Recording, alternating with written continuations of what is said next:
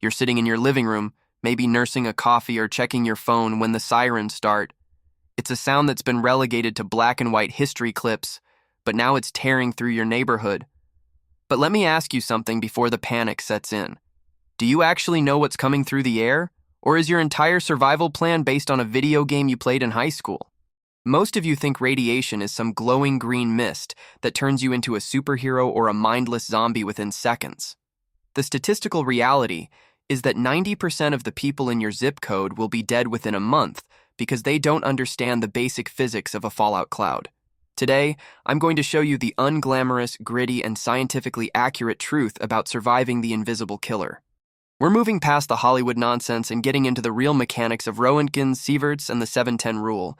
If you want to be part of the small percentage who actually walks out of the basement when the dust settles, hit that subscribe button right now. Join the minority that's actually paying attention while the rest of the world keeps scrolling toward their own extinction. Let's start with the biggest lie: the glow. In the movies, radiation is always a neon green or blue light that signals danger, but in reality, high-energy particles are completely invisible to the naked eye. By the time you see a blue glow, known as Cherenkov radiation, you're already standing next to a core that's cooking your internal organs. For the average survivor, the first sign of radiation won't be a light show. It will be the sound of a Geiger counter screaming or the metallic taste of ozone in your mouth. The scary truth is that you can walk through a lethal dose of fallout and feel absolutely nothing until your DNA starts unraveling hours later. You have to stop thinking about radiation as a gas and start thinking about it as microscopic, high-velocity bullets. These bullets come in 3 main flavors: alpha, beta, and gamma.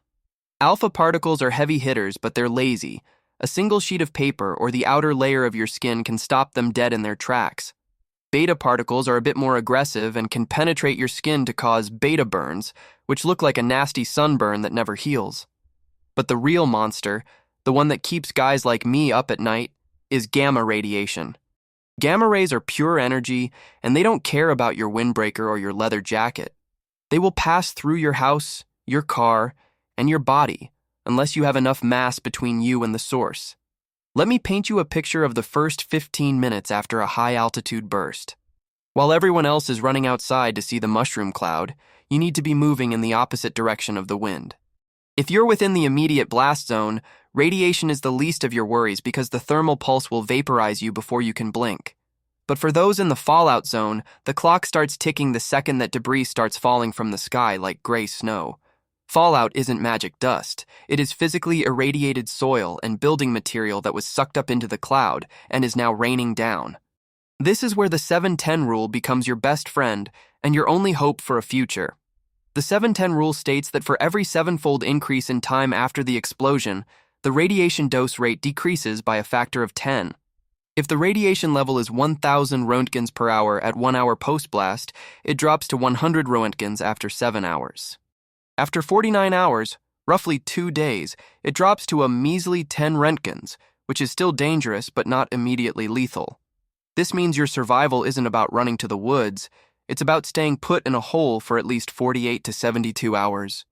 While your neighbors are losing their minds trying to drive out of the city in a traffic jam, you're sitting behind a wall of dirt. Here's the physics. Radiation follows the inverse square law, meaning distance is your primary shield. If you double your distance from a radiation source, you've reduced your exposure to 1/4. But in a fallout scenario, the source is everywhere on the ground, so you can't just walk away. You have to put mass between you and the dirt. The gold standard for shielding is lead, but unless you live in a nuclear medicine clinic, you probably don't have sheets of lead lying around. However, 4 inches of concrete or 6 inches of packed earth provides the same protection as an inch of lead. I've seen people talk about radiation suits they bought online for $50, and let me tell you, those are just glorified trash bags. Those suits protect you from getting dust on your skin, but they do absolutely nothing to stop gamma rays from cooking your marrow.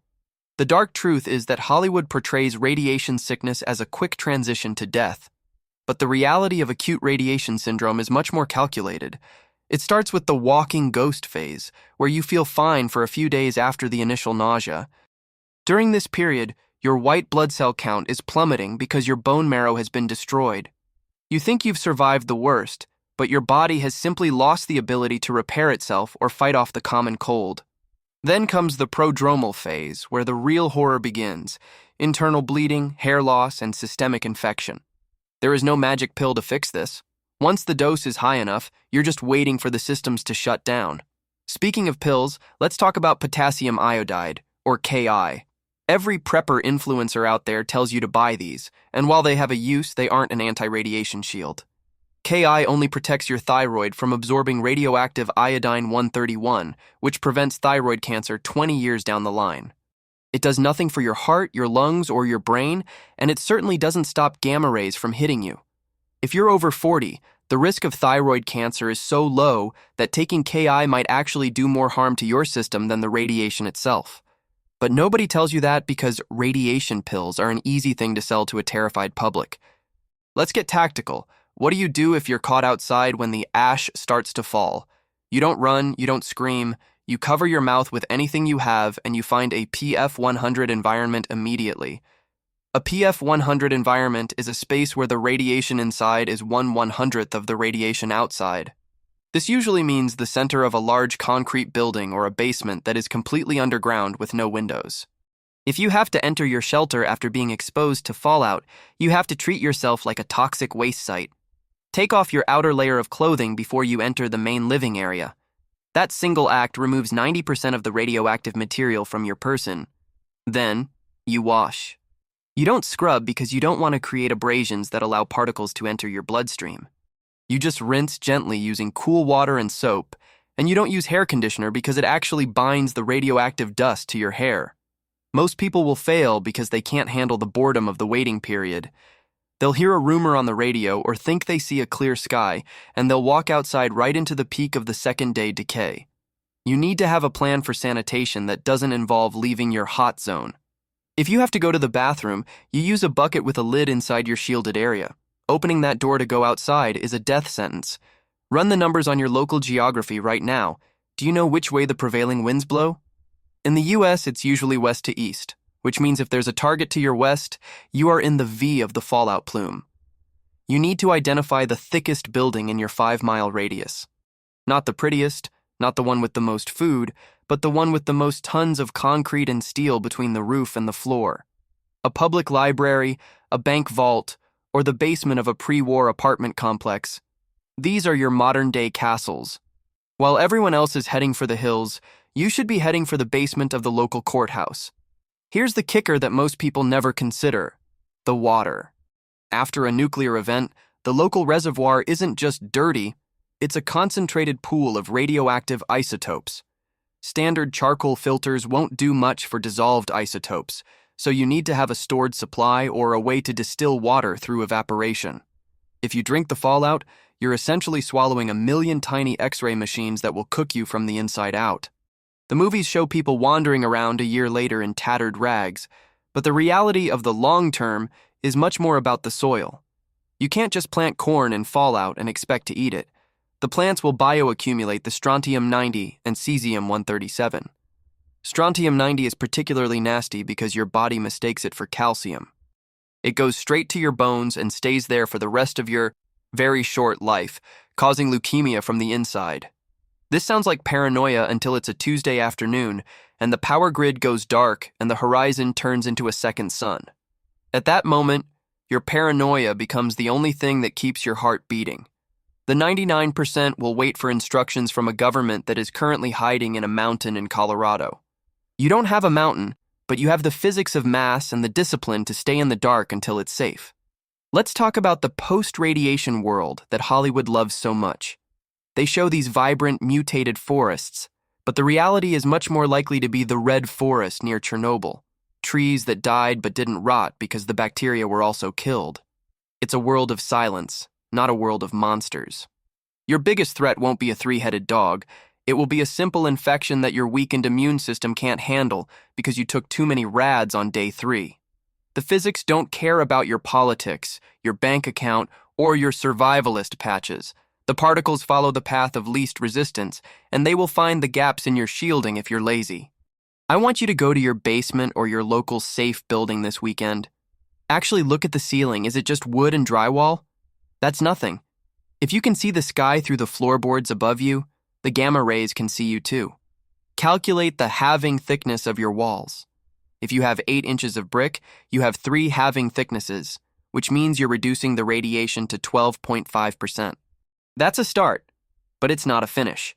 You need to reach at least 6 or 7 halving thicknesses to be truly safe during the peak fallout period. That means sandbagging, moving furniture, and basically turning your living space into a tomb for a few days. Here's the secret nobody talks about. Radiation is predictable. Unlike a human attacker or a chaotic fire, radiation follows the laws of decay and geometry with absolute precision. If you know the math, you can navigate the danger. It's the only part of the apocalypse that actually gives you a fair shake if you're willing to learn the science. But most people won't learn. They'll just buy a survival kit from a website and hope for the best. Hope is not a tactical plan, and it definitely isn't a shield against subatomic particles. Now let's address the uncomfortable truth. Eventually, you have to decide who you help. If someone shows up at your door 12 hours after the blast, they are covered in hot dust. If you let them in without a full decontamination, you are bringing the killer into your sanctuary. It's a choice that sounds easy now, but when it's a neighbor or a friend, the physics of survival get a lot heavier. You have to be cold. You have to be calculated, and you have to be ready to stay behind that door while the world outside is being sterilized. Survival isn't about being the hero. It's about being the one who's still there when the Geiger counter finally goes quiet. Better odds, not guarantees. That's the only promise I can give you. Luck still matters, and if the wind shifts the wrong way or the burst is too close, all the concrete in the world won't save you. But I'd rather go down knowing I ran the numbers and built the shield than die, because I thought radiation was a glowing green mist from a comic book. You have the knowledge now. The question is whether you have the discipline to act on it. You can keep scrolling and pretend the world is a safe, predictable place where the sirens will never cry. Or you can spend the next hour mapping out the mass in your life and identifying your PF100 fallback position. Open a new tab right now and find a topographical wind map for your region. Note the locations of the nearest hardened structures, libraries, banks, government buildings, and plan your route. The 99% won't do this. They'll wait for someone in a suit to tell them what to do. Be the 1% who thinks and the 0.1% who acts before the sky turns gray. If you want more of the gritty reality they don't teach in school, subscribe to the channel. Drop a comment with your plan for a 72-hour shielding scenario. Let's see who's actually thinking. Class dismissed. Your move.